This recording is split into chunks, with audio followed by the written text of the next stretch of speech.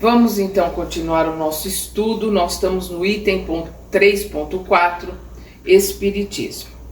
E aí nós vamos ver o item 3.4.1, que é a fé.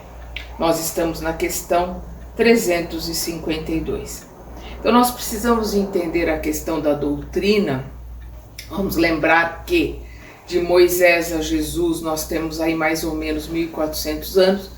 Moisés veio trazer os ensinamentos, veio trazer as leis de Deus e reforçar, né, porque os hebreus desde Abraão têm o Deus único, veio ali tirar, né, os hebreus do exílio, do exílio não, da escravidão, junto ao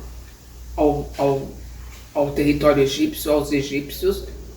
E nós vamos ver que Jesus, 1400 anos mais ou menos depois de Moisés, vem ratificar a Torá, a lei que Moisés trouxe, e vem acrescentar o amor acima de tudo. Então nós vamos ver que amar a Deus acima de todas as coisas e ao próximo como a ti mesmo é uma lei mosaica. Jesus ratifica e acrescenta: amai também os vossos inimigos. Aí nós vamos ver 1800 anos depois do Cristo, nós vamos ver a doutrina que é trazida para nós através do plano espiritual, através do professor Hippolyte Léon Denis Arquivaio, que é também como Moisés o foi, como foi Krishna, como foi Buda, como foi outros prepostos do Cristo, Sócrates, Forri, muitos outros.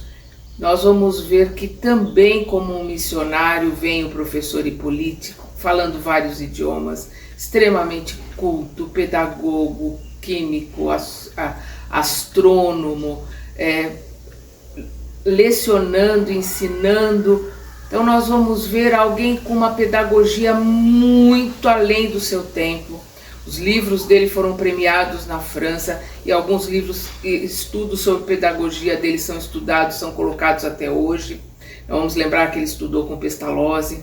Então nós vamos ver que ali, o que ele faz? Ele usa do conhecimento que ele tem, ele se assessora de milhares de médiuns franceses e de outros países que ele falava fluentemente o idioma, então ele escrevia para esses médiuns e recebia as respostas.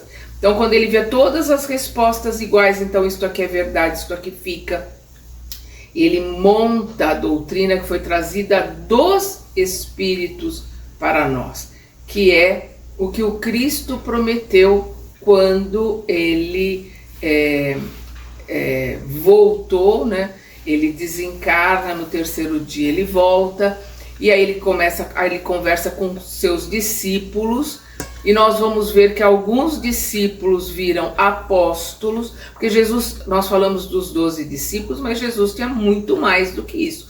É que os 12 viraram apóstolos, foram ensinar a doutrina de Jesus. Nós temos um que nem foi discípulo, que foi um grande apóstolo, que é Saulo, que depois mudou o nome para Paulo de Tarso. Então o que nós estamos vendo aqui? Que quando Jesus está reunido com os seus discípulos, ele coloca que Deus mandaria, né, o Consolador prometido. Ele promete, né, que viria o Consolador, que relembraria tudo aquilo que ele, Cristo, ele, Jesus, colocou, e que será esquecido ao longo do tempo. E nós sabemos que muita coisa foi deturpada, muita coisa foi esquecida, então o Consolador, que é a doutrina, vem trazer de novo os ensinamentos do Cristo, vem reviver o cristianismo primitivo, né, com seus ensinamentos, e vem nos trazer essa consolação máxima, que é: a morte não existe. A doutrina vem acabar com a morte não existe. Vem nos mostrar a vida após a morte, o trabalho, né, junto ao plano espiritual. Então nós vamos ver aqui, dentro desse item que nós estamos falando, sobre, né, o Espiritismo. Vamos lembrar que para escrever o Evangelho, porque primeiro o Kardec escreve o Livro dos Espíritos, é publicado em 1857. Aí depois ele lança o que é o Espiritismo, que é um opúsculo, um livro pequenininho, explicando de uma forma mais prática o que é o Espiritismo. Depois ele lança o Livro dos Médiuns, que é o manual para os médiuns. Aí ele lança o Evangelho segundo o Espiritismo. E para escrever o Evangelho, ele não conta para ninguém. Ele vai para um sítio de um amigo e lá ele fica, digamos assim, enclausurado enquanto ele escreve o Evangelho. Que ele vai trazer a parte moral do Evangelho. Vai trazer basicamente o Sermão do Monte, né? E a parte moral das parábolas, dos ensinamentos de Jesus. E nós vamos ver, né, Emmanuel colocando que Jesus é a porta e Kardec é a chave. Por quê? Porque Kardec é a chave que abre a porta, é ele que decodifica, é ele que explica, que nos ensina como, né, como está na questão 625 do Livro dos Espíritos, como nós devemos nos guiar através de Jesus, porque ele é nosso modelo e guia. Quando é perguntado quem nós devemos ter como modelo, como guia, e os Espíritos respondem: vede Jesus. Então é o nosso mestre, o nosso modelo e é o nosso guia. Então vamos à nossa questão 352, quando eles perguntam: devemos reconhecer no Espiritismo o cristianismo redivivo, né, restaurado, né, reavivado? O Emmanuel responde: o Espiritismo evangélico é o Consolador prometido por Jesus. O que é o Espiritismo evangélico? É aquele que vive o Evangelho, não é aquele que fala, mas é aquele que vive o Evangelho. Então o Espiritismo evangélico, vivenciando os ensinamentos do Cristo, é o Consolador prometido por Jesus. É o que Jesus prometeu antes dele ir embora, depois da sua materialização após o desencarne. Então o Espiritismo evangélico é o Consolador prometido por Jesus, que pela voz dos seres redimidos, né, feitos resgatados, espalham as luzes divinas por toda a terra, restabelecendo a verdade e levantando o véu que cobre os ensinamentos na sua feição de cristianismo redivivo, cristianismo com C maiúsculo, os ensinamentos do mestre redivivo, restaurado, né? A fim de que os homens despertem para a era grandiosa de compreensão espiritual com o Cristo. Então, o aprendizado, os ensinamentos do Cristo, a colocação de como nós devemos nos comportar, de como nós devemos viver, e o esclarecimento dos ensinamentos do Cristo, que por ser, né, ter sido colocado há 2000 anos atrás por um judeu, porque Jesus era judeu, falando para judeus, precisa sim que a gente tenha um entendimento, um esclarecimento para que a gente possa entendê-lo no hoje, né? Entendê-lo, aquilo que Jesus quis colocar há 2000 anos atrás, para que a gente possa entender hoje. O Espiritismo veio ao mundo para substituir as outras crenças? O Emmanuel responde: o Consolador, como Jesus, terá de afirmar igualmente, abre aspas, eu não vim destruir a lei, fecha aspas. Então, o Consolador, que é o Espiritismo, é a doutrina consoladora, é o Consolador prometido. Então, como Jesus colocou, eu não vim destruir a lei, o Consolador também não veio mexer, não veio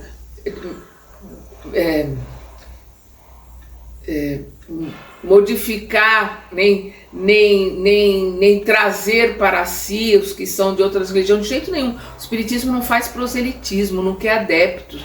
Nós queremos conhecimento, estudo, aprendizado, que se quer sim que outras religiões, outras pessoas possam também se esclarecer e aprimorar, porque o estudo, o aprendizado, ele digamos assim, gradativo, e ele vai não crescendo, ele vai cada vez, o estudo, o aprendizado vai cada vez esclarecendo mais e aumentando mais, e com isso nós vamos aumentando o nosso entendimento, e quanto mais nós aumentamos o nosso entendimento, mais nós aumentamos o nosso respeito ao outro, dele estar numa posição que está, no degrau que está e na religião que se sente bem.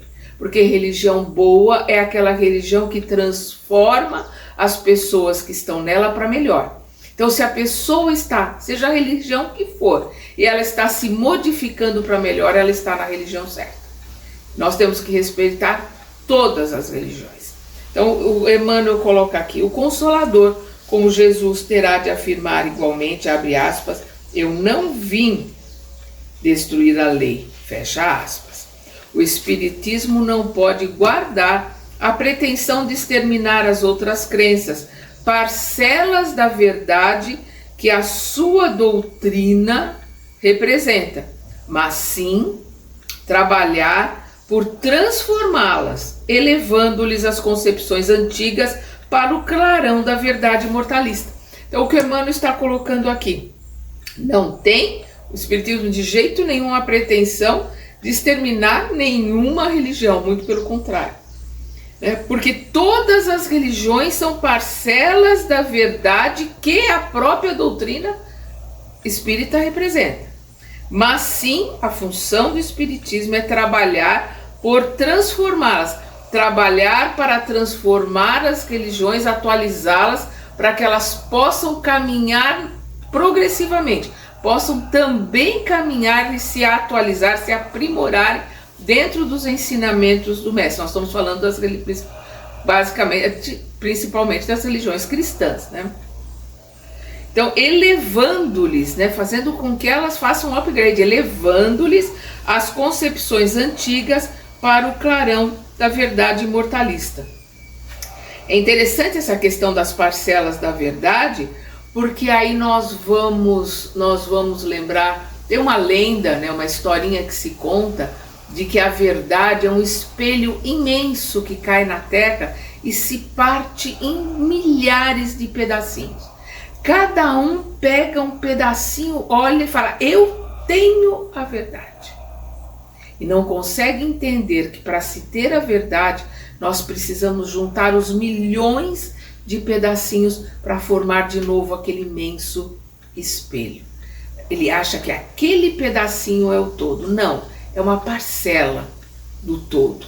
Por isso que ele coloca aqui, o Espiritismo não pode guardar a pretensão de exterminar as outras crenças, parcelas da verdade que a sua doutrina, que a doutrina espírita representa, mas sim trabalhar por transformá-las, transformar, né, as outras crenças através do entendimento vindo dos espíritos, para que elas também possam se aprimorar, elevando-lhes as concepções antigas para o clarão da verdade imortalista.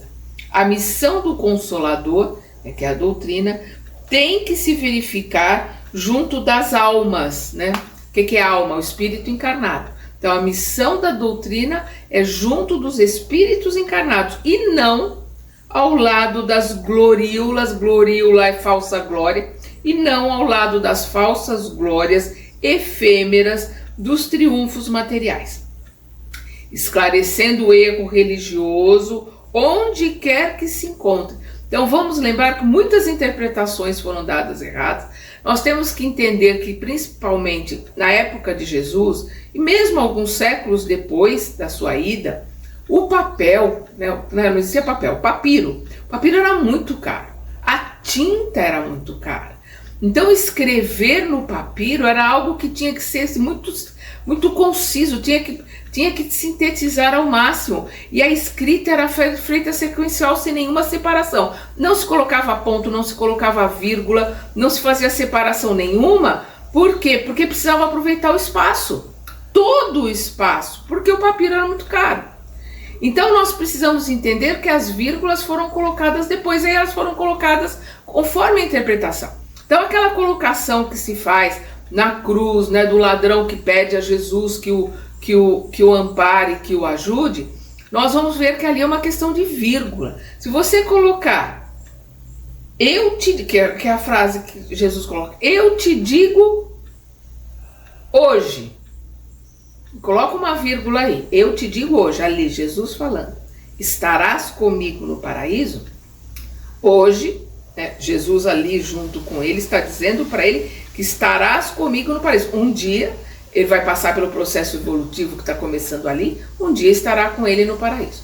Se nós mudarmos, como a maioria das pessoas fazem, eu te digo, põe a vírgula aí, hoje estarás comigo no paraíso, nós estamos colocando que ele, a revelia das leis de Deus, coisa que Cristo jamais faria, ele estaria ali redimido de todos os erros que cometeu. Isso não existe, porque a lei de Deus de ação e reação. Então, colocando a vírgula no lugar certo, eu te digo hoje. Estás aqui se arrependendo hoje, agora, comigo, Jesus falando. Estarás comigo no paraíso. Então, dessa mesma forma, nós vamos ver erros de traduções, sim, terríveis. E nós vamos ver omissões, coisas que foram suprimidas, a reencarnação, a não ser na frase do Cristo quando ele diz que Elias voltou e não o reconheceram, quando Jesus está falando de João o Batista, que era a reencarnação de Elias. Isso não foi tirado porque não tinha como tirar aquela frase ali de Jesus, mas o resto, quando se falava da vida, a palavra reencarnação foi criada por Kardec, então não existe a palavra reencarnação antes de Kardec, mas a vida vivida em várias existências, nós vamos ver esse conceito que foi tirado. Participação das mulheres, a grande parte dos discípulos, daqueles que iam com Jesus, que andavam com Jesus, eram mulheres. Isso foi tirado também. Então nós vamos ver que muita coisa foi deturpada, foi tirada, e a doutrina através dos espíritos, os espíritos trazendo os ensinamentos, nós vamos revivendo os ensinamentos primeiros, né, os ensinamentos do Cristo. Então a missão do Consolador tem que se verificar junto das almas e não ao lado das gloríolas, das falsas glórias efêmeras, dos triunfos materiais, esclarecendo o erro religioso onde quer que se encontre e revelando a verdadeira luz pelos atos e pelos ensinamentos. O espírita sincero, aquele que vive a doutrina, aquele que vive Jesus como exemplo, que vivencia o evangelho. Então, pelos atos e pelos ensinamentos, o espírita sincero, enriquecendo os valores da fé, representa o operário da regeneração do templo do Senhor. Ele é o operário que está ali reformando, regenerando, né, atualizando, trabalhando no templo. O templo do Senhor está onde? Está dentro de nós. E através do que ele faz isso? Da sua modificação, da sua transformação, trazendo a sua luz, como Jesus coloca, fazei brilhar a vossa luz. A luz que ele fala aqui é a luz que brilha daquele que se transformou. E ele vai trabalhar os outros através do exemplo, através da luz que ele emite, através da modificação que ele fez nele. Não é falando na orelha de ninguém. Eu vou repetir porque esse parágrafo é muito bonito. Vou nele até o fim. A missão do Consolador tem que se verificar junto das almas e não ao lado das gloriolas efêmeras dos triunfos materiais, esclarecendo o erro religioso onde quer que se encontre e revelando a verdadeira luz pelos atos e pelos ensinamentos. O espírita sincero, enriquecendo os valores da fé, representa o operário da regeneração do templo do Senhor, onde os homens se agrupam em vários departamentos. No templo do Senhor, ele está dentro de nós, e os homens se agrupam em vários departamentos. Existem várias religiões. Na casa do Pai existem muitas moradas. Então, quando ele diz aqui, enriquecendo os valores da fé, representa o operário da regeneração do templo do Senhor, onde os homens se agrupam em vários departamentos, ante altares diversos, várias crenças, várias religiões, mas onde existe um só mestre, que é o Cristo. É Jesus Cristo, o nosso mestre amado. Pergunta: poder-se-á definir o que é fé? E aí a gente precisa entender, a maioria das pessoas colocam fé como aquilo que ela crê. Aí ela está dentro de uma crença e ela coloca a fé por um desejo atendido, por uma colocação, não, eu vou fazer tal coisa, então Deus fará tal coisa. E acha que isto é fé. Não, isto é crença. É ideia preconcebida que foi colocada e está dentro da razão. A fé é algo muito maior, mais trabalhado, mais elaborado e mais profundo. Vamos ver aqui. Poder-se-á definir o que é ter fé? Há uma pergunta que fazem. Vamos lá. Vamos à resposta de Emmanuel. Ter fé é guardar no coração a luminosa certeza em Deus. Ter fé é guardar aonde? No coração, no sentimento, no nosso interior, no nosso sentimento, a luminosa certeza em Deus. O que é a luminosa certeza em Deus? É a luz que se faz em mim. Vamos lembrar do fazei brilhar a vossa luz. É a luz que eu estou fazendo brotar em mim, que vai fazer com que eu tenha ou não uma fé verdadeira. Porque aquele que crê, ele tem ali uma ideia preconcebida, um ensinamento que está no intelecto. Aquele que sabe, ele sente, ele vivencia nele através da luz, através da sua transformação interior, ele vivencia nele os ensinamentos de Deus, através das explicações e dos ensinamentos do Cristo. Então nós vamos ver Paulo de Tarso falando de Jesus, quando ele começa ali, logo depois que ele fica 3 anos no deserto. Depois, 30 anos depois, nós vamos ver Paulo colocando: já não sou eu que vivo, é o Cristo que vive em mim. Ali ele solidificou a fé. A fé dele está solidificada nele, porque ele sabe de Deus, ele sabe do exemplo do Cristo, e é o Cristo que vive nele. Ele não é mais escravo do mundo, das ilusões, ele é escravo de Deus, da lei e da vontade de Deus. Existe uma diferença muito grande aí. Vamos repetir, vamos entendendo colocação a colocação do Emmanuel.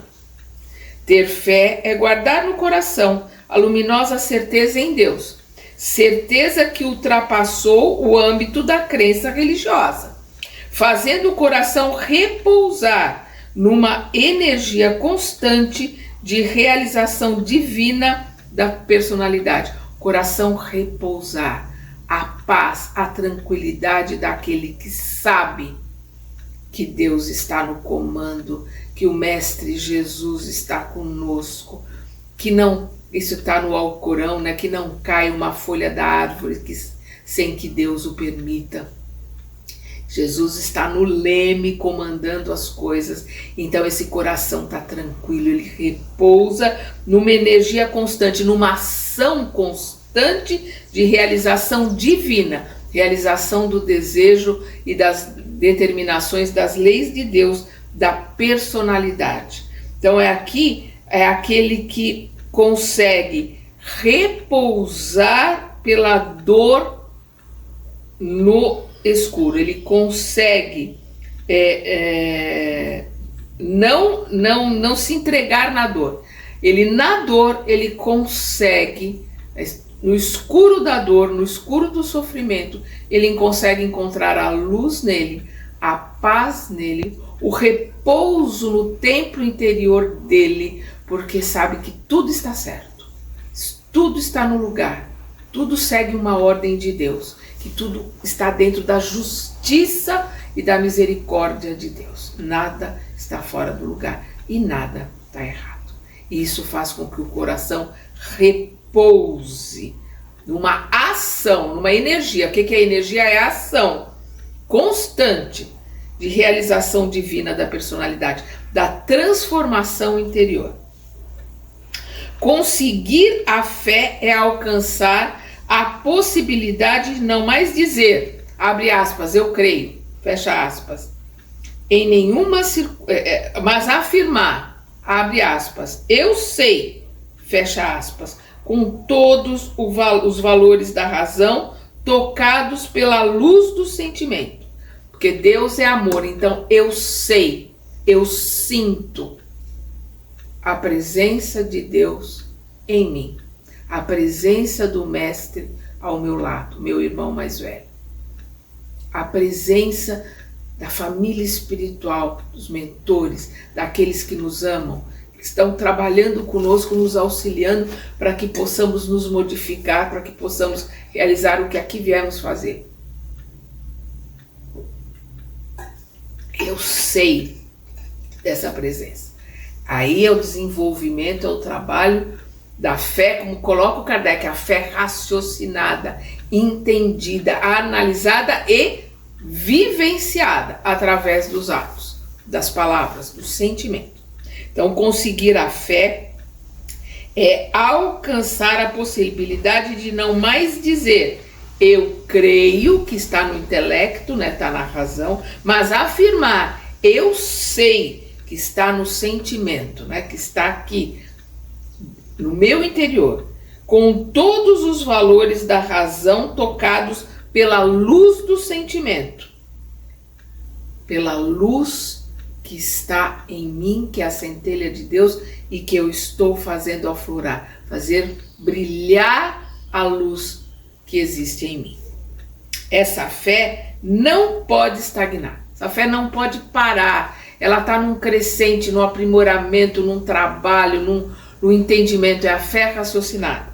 Então essa fé não pode estagnar em nenhuma circunstância da vida e sabe trabalhar sempre. Então essa fé sabe trabalhar sempre, intensificando a amplitude de sua iluminação, intensificando cada vez mais essa luz, intensificando cada vez mais esse sentimento, essa fortaleza que é saber que se é filho de Deus, irmão mais novo do Mestre, e que estamos trabalhando e que precisamos passar por tudo que estamos passando para poder crescer, nos aprimorarmos e nos melhorarmos, e caminharmos, nos transformando e com os nossos atos, com a nossa transformação, servindo de exemplo para ajudar aqueles que estão à nossa volta. Então essa fé não pode estagnar em nenhuma circunstância da vida, e sabe trabalhar sempre, intensificando a amplitude de sua iluminação pela dor ou pela responsabilidade, pelo esforço e pelo dever cumprido. Então, pela dor ou pela responsabilidade, aquilo que precisa passar, pelo esforço, pela vontade de se modificar e de se transformar, e pelo dever cumprido, cumprindo aquilo que se propôs a fazer. E aqui não tem como a gente não lembrar de Alcione, no livro Renúncia, que ela veio para ajudar os seus familiares e para ajudar o Pollux, que vai ter o nome de Carlos naquela encarnação. E aí a gente vê a força de um espírito elevado, a gente vê o que é fé verdadeira, o que é renúncia, o que é altruísmo, o que é a confiança e o entendimento da palavra do Cristo. Quando ela está junto com o padre Damiano, estudando as palavras do Cristo, estudando o Evangelho, a interpretação, as colocações que ela faz das palavras do Mestre no Evangelho são fantásticas, é para ler e reler. É um livro imperdível. Renúncia, Emmanuel, trazido pelo nosso querido Chico Xavier. Traduzindo a certeza na assistência de Deus, a certeza na assistência, nessa assistência. Então, traduzindo a certeza na assistência de Deus, essa assistência, exprime a confiança que sabe enfrentar todas as lutas e problemas com a luz, com L maiúsculo. O que é luz com L maiúsculo? É a luz divina. Então, traduzindo a certeza na assistência de Deus, ela exprime a confiança que sabe enfrentar todas as lutas e problemas com a luz divina no coração. E significa a humildade redentora que edifica no íntimo do espírito a disposição sincera do discípulo, né, do aluno, relativamente ao, abre aspas, faça-se no escravo à vontade do Senhor, fecha aspas. O escravo é aquele que se submete, aquele que pertence ao Senhor. Então é muito importante que a gente entenda essa questão da vontade, né? A vontade de fazer, a vontade de realizar. E aí a gente também não tem como não lembrar, quem não conhece, porque é mais São Paulo, acho que São Paulo e Minas, que se conheceu muito o trabalho de Jerônimo, né? O gigante deitado. Ele era cego e tetraplégico e ele era carregado em maca. E ele fazia palestras maravilhosas. Deem uma olhada no Google que vocês vão ver. Tem, né, fala sobre Jerônimo, o gigante deitado. E uma vez ele foi perguntado a ele qual era o maior desejo da vida dele. Ele falou que era poder virar de lado, coisa que ele não podia fazer. Então era um espírito que estava numa cama, tetraplégico, cego, e que consolava todas as pessoas aonde ele ia. As palestras deles eram maravilhosas, extremamente consoladoras. Ele tinha uma missão a cumprir e cumpriu. Os percalços da vida que o tornaram cego, que o tornaram tetraplégico, não impediram que ele, com a vontade maior do que tudo, a fé verdadeira de que estamos aqui temporariamente, que isto aqui é uma questão, uma passagem, que o importante aqui é o aprendizado, ele saiu ensinando. Porque é o que ele coloca aqui. Traduzindo a certeza da assistência de Deus, essa certeza, né, dessa assistência, ela exprime a confiança que sabe enfrentar todas as lutas. Um cego tetraplégico, enfrentar todas as lutas e problemas com a luz divina, com a luz interna, com a luz de Deus, com o conhecimento, com a vontade de realizar a vontade de Deus, de fazer mais. Madre Teresa de Calcutá, Irmã Dulce, são espíritos que refletiam a luz do Mestre, estavam ali colocando a mão na massa, que estavam ali trazendo os ensinamentos do Cristo com o exemplo, ajudando o próximo. E significa a humildade redentora que edifica no íntimo do espírito, a disposição sincera do discípulo, relativamente ao faça-se no escravo à vontade do Senhor. E aí a gente lembra de Jerônimo, ali com todas as vicissitudes que a vida lhe trouxe, estava alegre, feliz, palestras maravilhosas, consolando as pessoas, ajudando as pessoas aonde ele era levado. Ele era levado em maca, numa Kombi, que ele ia na maca fazendo as suas palestras. Será fé acreditar sem raciocínio? E o Emmanuel responde: acreditar é uma expressão de crença. Então, acreditar faz parte das questões de razão, de intelecto, de crença, aquilo que nos foi feito, nos foi colocado e que nós aprendemos a acreditar. Então, a gente crê porque foi ensinado que é assim. Então, vamos voltar. Acreditar é uma expressão de crença, dentro da qual os legítimos valores da fé se encontram embrionários. Ainda não é nem feto, ainda está começando. Então, é uma crença, é um ensinamento, mas é um estado embrionário. Está começando a se formar. O ato de crer em alguma coisa demanda a necessidade do sentimento e do raciocínio. Então, para se acreditar, para se crer em alguma coisa, precisa ter o raciocínio, precisa ter o conhecimento, precisa ter o entendimento, porque senão aí corre o risco, né, de ser um seguidor de um cego e tá todo mundo indo para o abismo. Então, o ato de crer em alguma coisa demanda a necessidade do sentimento e do raciocínio para que a alma, o espírito encarnado, né, para que a alma edifique a fé em si mesma. Através do quê? Do sentimento, através do raciocínio, através do conhecimento. Aí é o que nós vamos entender quando Kardec fala da fé raciocinada. É um trabalho de aprimoramento, de estudo, de conhecimento, de colocar em prática esse conhecimento, e a transformação que isso realiza em nós, nós vamos fortalecendo e aprimorando a nossa fé.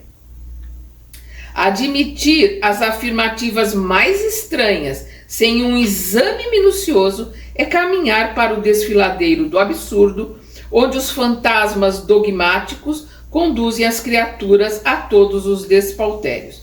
Então, o que ele está colocando aqui? Admitir qualquer coisa, assimilar qualquer coisa, qualquer doutrina estranha, qualquer pensamento esquisito, é caminhar para o desfiladeiro do absurdo. O que são os fantasmas dogmáticos? O que é dogma? Aquilo que não pode ser questionado. Então, os fantasmas de dogmas, de ideias medievais, de ideias absurdas, que não têm o menor sentido, podem estar vagando ali em volta daquela mente, fazendo reviver, rememorar preconceitos, ideias preconcebidas de épocas medievais, e trazer isso à tona e colocar isso como verdade. E aí está se enfiando na lama, está caindo desfiladeiro abaixo. Então vamos repetir aqui. Admitir as afirmativas mais estranhas sem um exame minucioso é caminhar para o desfiladeiro do absurdo, onde os fantasmas dogmáticos conduzem as criaturas a todos os despautérios, os disparates, tolices.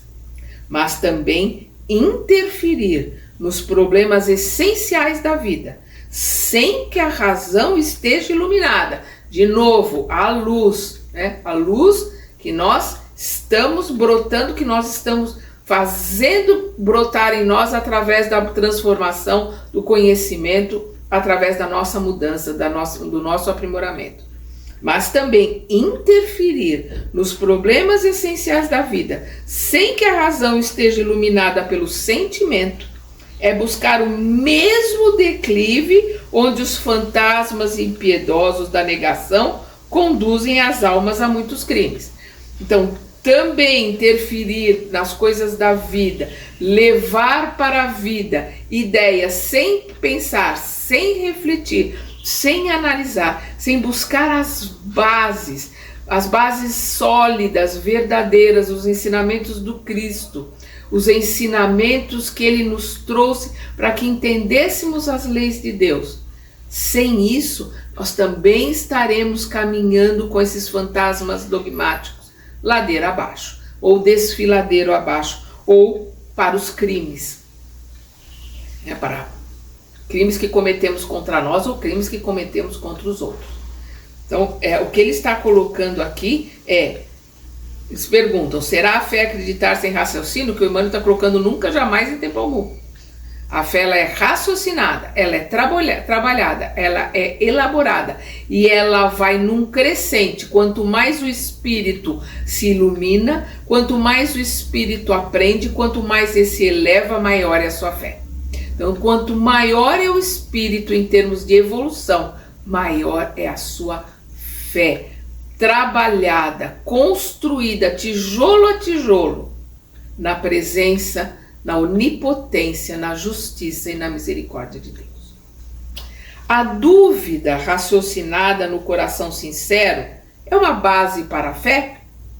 O Emmanuel coloca toda a dúvida que se manifesta na alma cheia de boa vontade. Então, toda a dúvida que se manifesta na alma cheia de boa vontade, naquela que quer aprender, naquela que quer se melhorar, que não se precipita em definições a priorísticas. O que é a priorístico? É os princípios anteriores, o a priori. É aquilo que veio antes, princípios que vieram anteriormente, preconceitos, ideias preconcebidas. Então vamos voltar lá. Toda dúvida que se manifesta na alma cheia de boa vontade, que não se precipita em definições que vieram anteriormente, coisas que foram impostas, colocadas, dentro de sua sinceridade, sendo sincero consigo mesmo, dentro daquilo que ele sabe, dentro daquilo que ele consegue entender e aprender, ou que não busca a malícia para contribuir em suas cogitações, que não busca a maledicência, o mal, que não busca puxar a sardinha para sua brasa, porque isso é uma forma de malícia, inverter as coisas aqui porque vai ser bom para mim, isso é uma forma de malícia. Então, o que ele está colocando aqui? Que não se precipite em definições a priorísticas dentro da sua sinceridade, ou que não busca a malícia para contribuir em suas cogitações. É um elemento benéfico, então a dúvida nessas colocações é um elemento benéfico para a alma na marcha da inteligência e do coração rumo à luz sublimada da fé. A luz sublimada, o que é? A luz depurada, né? A luz ali trabalhada da fé, a fé raciocinada, a fé trabalhada. É justa, outra pergunta aqui, é justa a preocupação dominante em muitos estudiosos do Espiritismo pelas revelações do plano superior a título de enriquecimento da fé? Então aqueles, não, vamos pedir para os mentores trazerem uma mensagem aqui para enriquecer o conhecimento, para enriquecer a nossa fé, para trabalhar a nossa fé. Então ele coloca, é justa a preocupação dominante em muitos estudiosos do Espiritismo pelas revelações do plano superior a título de enriquecimento da fé? E aqui ele responde, toda curiosidade sadia é natural. O homem, no entanto, deve compreender que a solução desses problemas lhe chegará naturalmente depois de resolvida a sua situação de devedor ante os seus semelhantes, fazendo-se então credor das suas revelações divinas. Em outras palavras, cuida do teu aprendizado, cuida da tua vida, cuida do teu aprimoramento, que aí você se faz credor dos ensinamentos e esses ensinamentos chegarão. Então, quando o discípulo, o aluno está pronto, o mestre aparece. É isto que ele está colocando aqui. Toda curiosidade sadia é natural. Sadia. Tem muita gente atrás de show, de pirotecnia, de, né, olha, não, ela quer coisas né, no ritmo da internet, rápido e que chame atenção. O que nós precisamos é um aprendizado, uma busca, uma curiosidade que nos imerja, que a gente vá numa imersão dentro do conhecimento, uma imersão dentro dos livros, uma imersão dentro das palavras, para entender o espírito da letra. As pessoas ficam muito ao pé da letra, ficam muito no superficial, aquela história, né, agora principalmente com algumas formas pequenas, né, os shorts que tem na internet, que é tudo muito rápido, é tudo muito acelerado, informação, informação, informação, e aí depois as pessoas não sabem por que elas estão extenuadas, cansadas, né, não aguentam mais nada, tá? Né? Em pedaços, né? O famoso burnout que está hoje tão em moda, né? Tá tudo virando cinza. Por quê? Porque é a correria, é o buscar, não sabe nem o que está buscando. É o querer aprender, mas aprender rápido, logo, tá, né? Com coisinha simples, falso. Isso é emburrecimento. E os cientistas estão provando que os QIs estão caindo. Porque nós estamos num processo de emburrecimento, que a gente não se aprofunda em nada. O que ele está colocando aqui, toda sadia, é natural. A curiosidade de se buscar o conhecimento. Como que Jesus colocou, busqueis a verdade vos libertará. Para buscar a verdade, não é olhando palestra o tempo todo, não é olhando rebarba de livro, resumo de livro, não. É se jogando dentro dos livros, como nós estamos fazendo aqui, estudando palavra a palavra. Como tem lá em Minas, é o Miudinho, né, que eu acompanho o Aloysio Elias, já que está há mais de 10 anos fazendo Miudinho, estudando o Evangelho, né? O professor Honório Abreu começou há muito tempo atrás lá em Minas essa questão do miudinho, e é no miudinho, é estudando palavra a palavra, é mergulhando para tirar tudo que a gente possa aprender no livro que nós estamos estudando. Aí sim nós vamos adquirir conhecimento. Então toda curiosidade sadia é natural. O homem, no entanto, deve compreender que a solução desses problemas lhe chegará naturalmente. Solução dos problemas, o conhecimento, chegará naturalmente depois de resolvida a sua situação de devedor ante os seus semelhantes. Então, a hora que eu resolvo o meu problema, eu resolvo pedir perdão para aquele que eu machuquei, que eu perdoo aquele que me machucou, que eu limpo o terreno que eu sujei, aí sim eu estou em condições de receber novos aprendizados, estou em condições de receber novos ensinamentos. Por isso que ele diz, depois de resolvida a sua situação de devedor ante seus semelhantes, fazendo-se então credor das revelações divinas. Nós temos que merecer o conhecimento, nós temos que merecer os livros, que aí eles chegam, literalmente, pelo menos acho que acontece comigo, acontece com muita gente, literalmente os livros caem no meu colo, caem na minha cabeça, literalmente, de livro cair lá de cima, e aí eu pego e é um livro fantástico. Por quê? Porque eu estou recebendo ajuda para ler, para estudar. Por quê? Porque eu tenho vontade de aprender e estou me dedicando a isso. E aí, conforme eu aprendo e eu pratico e vou me modificando, aqueles que estão em volta que querem ensinar, falam, vale a pena. Vamos lá, vamos botar mais um livro, vamos ver o que ela faz com ele. E aí vai. E aí vamos aprendendo. É no ritmo que eu gostaria? Não. É muito mais lento do que eu gostaria que fosse. Mas é no ritmo que eu faço, dentro do que eu coloco em prática. Porque não é o número de livros que eu leio muito, eu estudo muito, mas não é o número de livros que vai fazer a diferença nesse aprendizado. É o quanto do que eu aprendi, o quanto do que eu li, o quanto do que eu entendi, eu coloco em prática. Isto vai fazer diferença no aprendizado e isto vai fazer diferença para que eu possa merecer esclarecimentos e ensinamentos dos espíritos que estão à nossa volta, querendo nos auxiliar. Eles nos auxiliam através da meritocracia. Nós temos que ter mérito para receber o esclarecimento.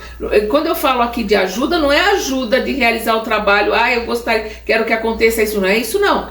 Eu estou falando de ajuda para o entendimento, para que os livros cheguem, para que o esclarecimento chegue. Isso a gente precisa estar aberto, isso a gente precisa buscar, mas não só buscar, colocar em prática. Colocando em prática, a prática vai nos transformando e nos transformando, nós começamos a ser credores.